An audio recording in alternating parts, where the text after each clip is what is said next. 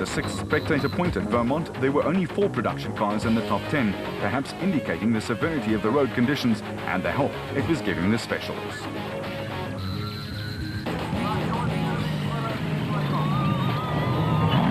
Hutchison and Bergman were in the zone and going very well indeed. They were putting the Harpers under extreme pressure.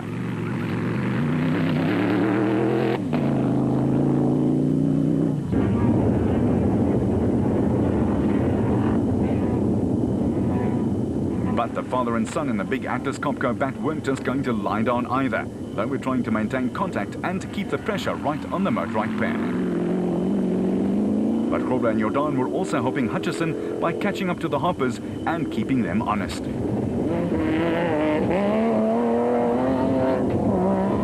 The route was tough and caused several dozen punctures, Alberts and Costain the latest victims. Defending SP class champions Woolridge and Scholthammer had their tails up, while Musaji and Bodhanya in the Total Motorsport colours were putting up a fine performance too.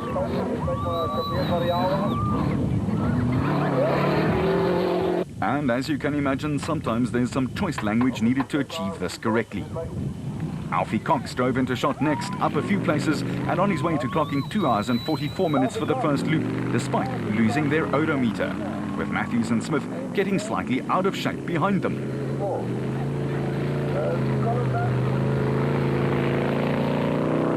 Foss and Pitchford were just behind that, but not near enough to scare stablemate Hannes Grobler. They needed to close the gap. With Bertolt and Minute having lost some ground, but not slowing greatly, and you had to take care through the river. The water was still pretty deep.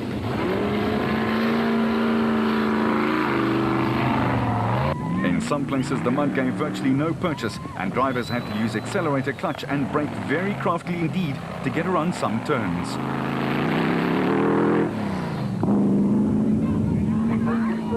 With Varayawa and Rousseau desperately trying to make up some of the places they'd lost with their earlier troubles.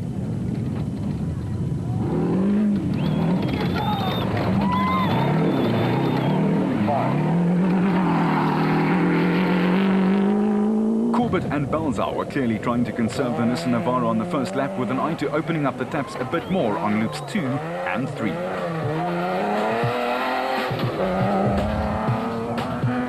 The Micra XL dealer team Toyota Hilux of the De Brains provided the spectators with a spray of mud and a spectacular corner. The Toyota Dealer 400 continues. Vehicle and asset finance from Absa, overcoming all obstacles.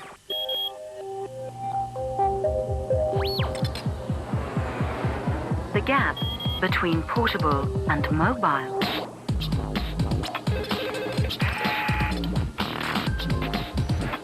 just got wider. The HTC Titan 2. Smart mobility for everyone. Get the HTC Titan 2 on Finance from Absa, going the extra mile to get you financed. Almost 1/3 through the 400 k's of racing in the Toyota Dealer 400 in the Leidenburg area and surrounds, and it was 2005 Class B champion Evan Hutchison and his co-driver Kim Bergman who were setting the pace up front. They were chasing the special vehicle title with just 1.5 races to go, with Grobler and Jordan in exactly the same position, chasing their teammate Duncan Foss at the top of the table.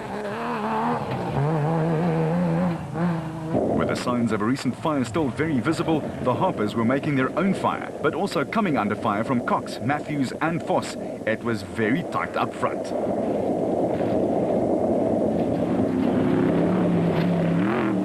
And if you could cut a corner, you did.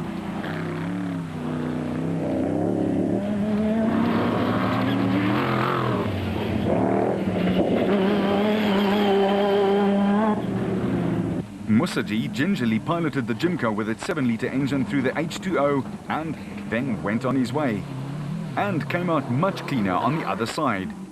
Varayawa, his stablemate, was giving him a really huge workout.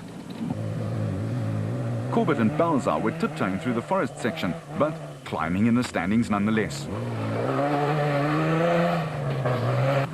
While Terence Marsh and Peter Groenewald were also quietly inching their way up the leaderboard. They started off in 23rd place. Harkison Moore dropped some weight on their Ford Racing Ranger, and it seemed to help. They were rocketing up through the field. They'd hit something solid after having to reverse away from Gibson, who had got stuck.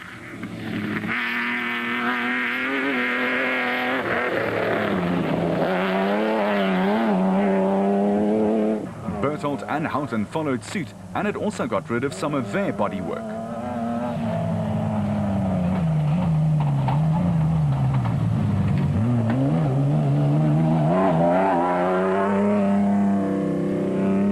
Alberts and Costain had repaired the first of a few punctures and were on their way again, but were destined to retire soon due to more troubles.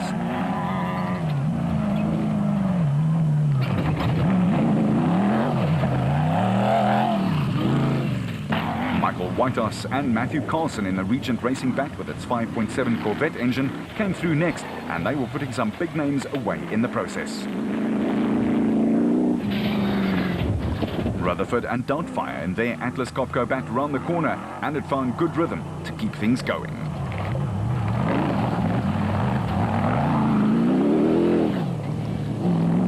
Brother Henry and Maurice Matten were going well, but the Good Samaritan came out in Henry when he stopped to pull out Ivar Tollefson and VZ van Zyl, despite his misgivings about the terrain.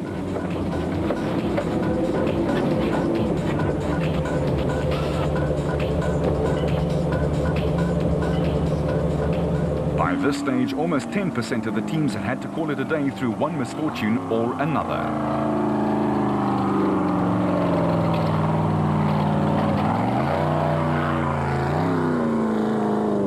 The BB Auto Nissan team with Arnold Duplessis and Johan Knox aboard was solid and up into the top 15 in the production car class. A fine drive.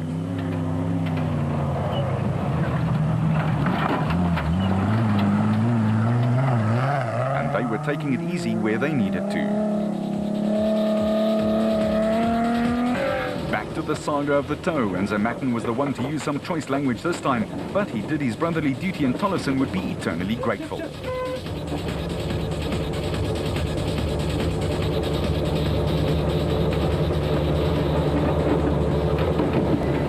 A winner earlier in the season, Herman Sulwant was gunning along with Tony Kaywood and his co-driver in their Zarko.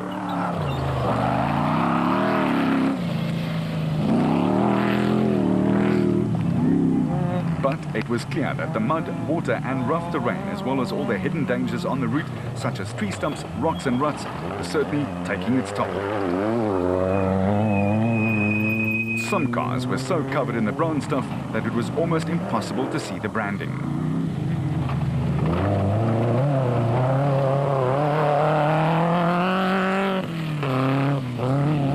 Zermattens, who hold the world record for the most consecutive finishes in motorsport, had company and meekly let a Rubicon team by.